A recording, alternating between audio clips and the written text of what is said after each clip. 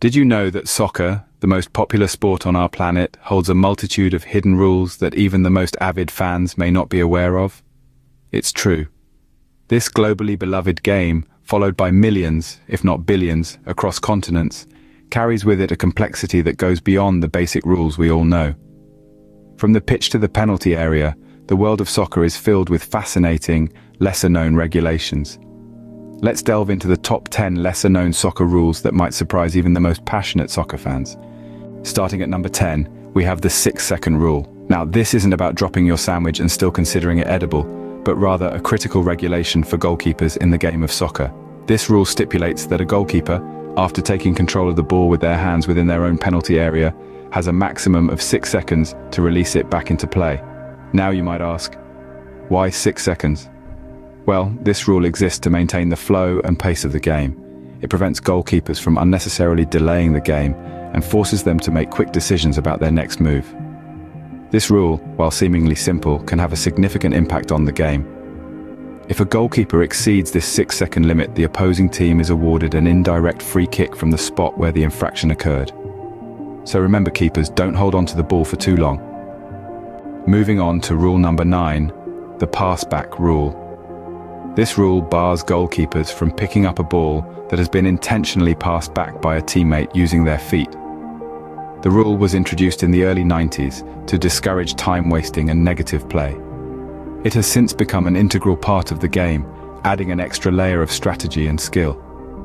Imagine the pressure on a defender, with an opposing forward breathing down their neck, knowing they can't simply pass the ball back to their goalkeeper.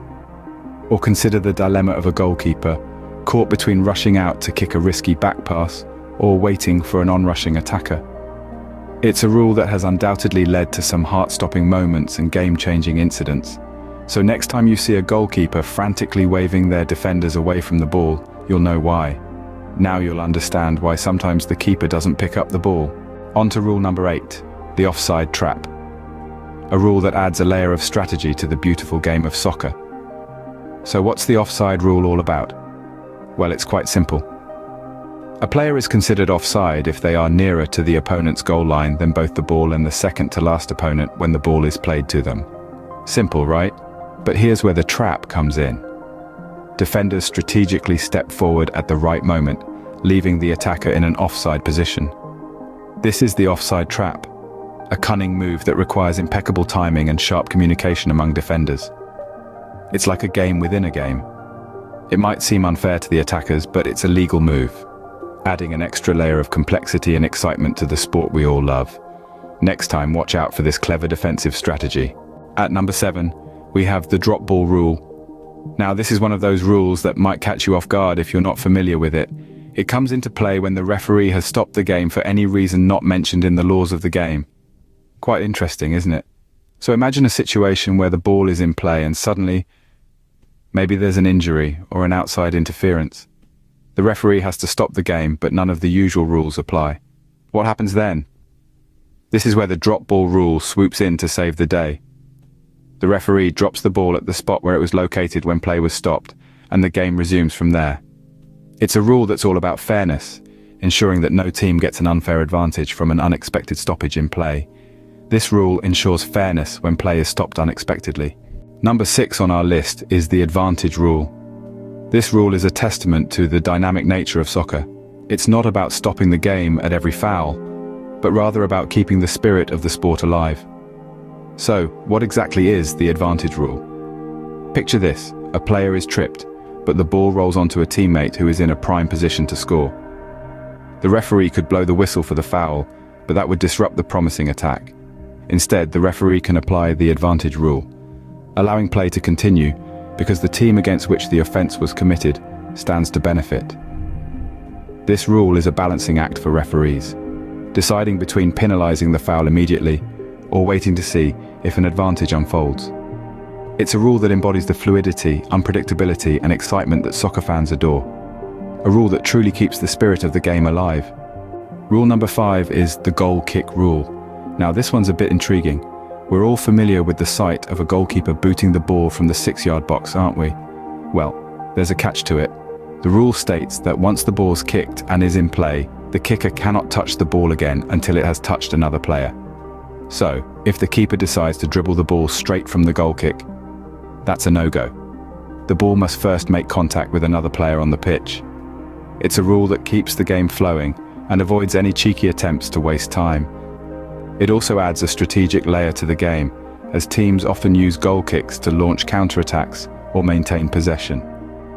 Goal kicks are not as simple as they seem, aren't they? Coming in at number 4 is the drop ball procedure. This rule is an integral part of soccer, and it's designed to ensure fairness during the game. When the play is stopped inside the penalty area for any reason other than a foul or offside, the ball isn't simply tossed back into the fray. Instead, it's dropped for the goalkeeper.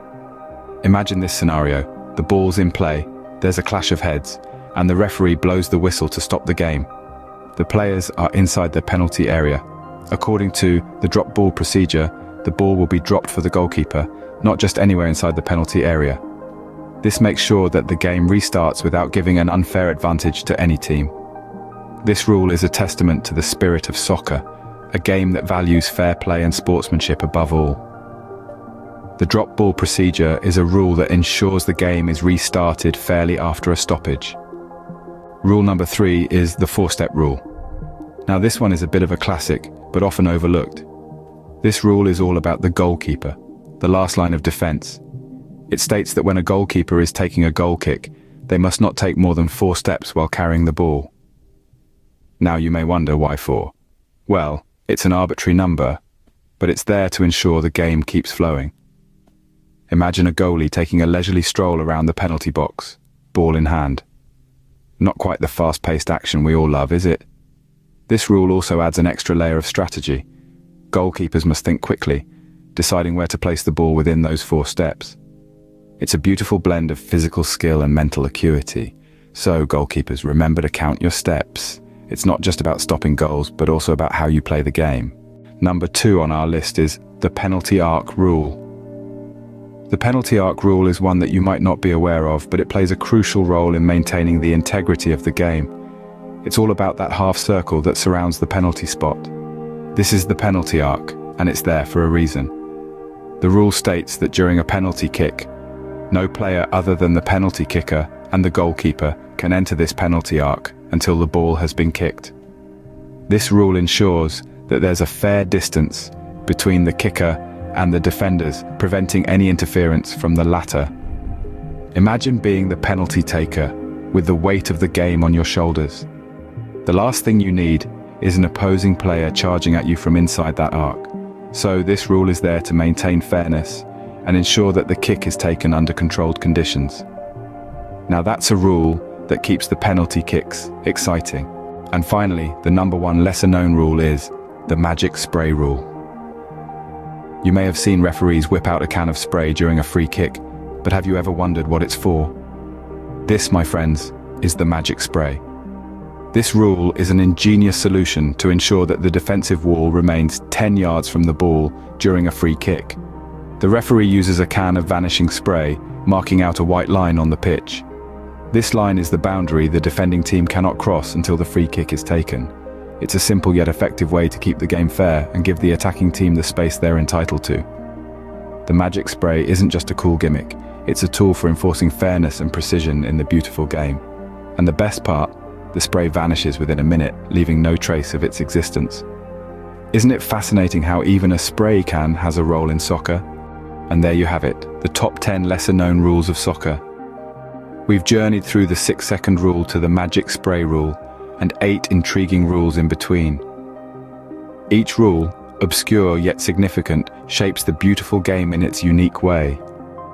These are the rules that add depth, complexity, and a dash of mystery to each match. Whether you're a seasoned soccer fan or a newbie, knowing these rules